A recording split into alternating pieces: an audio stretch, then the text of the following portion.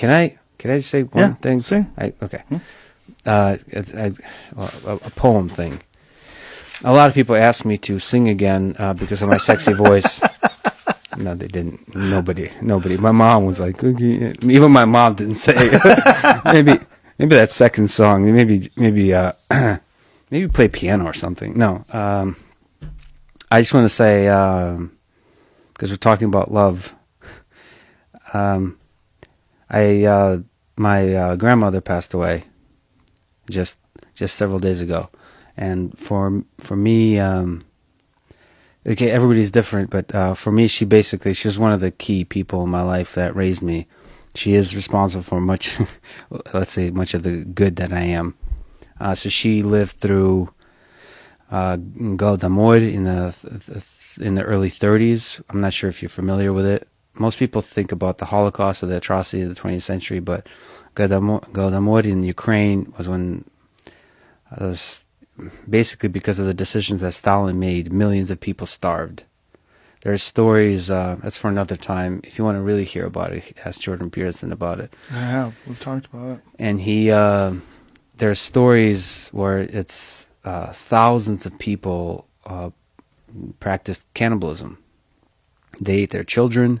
So this is what just to give you a context of what starvation does to the human beings, right? So she lived through that. She lived through World War II. This beautiful teenage woman, in Nazi-occupied city. So all of that, and she never talked about it. She was a bad motherfucker, and she was the person that inspired me to be strong, and a person that also to put love out there, because like she loved her husband that passed away in the 80s, but it was always radiated this like deep love for other human beings that was forever. Like the reason I talk about love a lot is she made it okay for me. My dad, sorry to go on tangents, but like my dad is this witty Jew who's afraid to say anything. Now he's kind of like Eric Weinstein. He's like brilliant. He says stuff that's really interesting and clever. My grandmother taught me that sometimes it's okay to say the cliche, simple thing. You don't always have to be super intelligent, super interesting, super complicated and eloquent. You can just talk about love and talk simply, even if it's a cliche thing. So I don't know. She was 91, and I just wanted to say in this podcast that she's I miss her, and she's the reason for any good that I am. She's highly responsible for that. So I miss you. I love you. Not you, Joe. My grandma. I get it. No. I don't know if there's a poem I want to do, but okay. Do you not want to do it, or do it? No, I'll do. There's a bunch of Russian poems that I think I shouldn't, but the poem "If" by Kipling. Okay. I'd love to read it. If Sure. It's okay. It's a minute. Okay. Stop fucking with that. All right, fuck you. I'm nervous, man. You should be. You're about to read a poem in front of millions of people. And I'm speaking for the woman that probably is looking down, shaking her head like, what are you doing? Drink vodka, shut the hell up.